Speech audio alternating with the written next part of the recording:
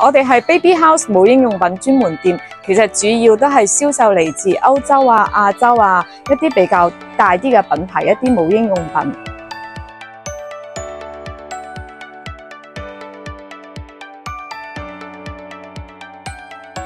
經營最大嘅痛點就係一直以嚟嘅一啲可能係疫情啦，或者係之前嘅天鴿嘅風災，咁再加上近呢幾年嘅一啲出生率嘅下降，其實都係對於我哋嘅行業都係一個比較大嘅打擊嚟嘅。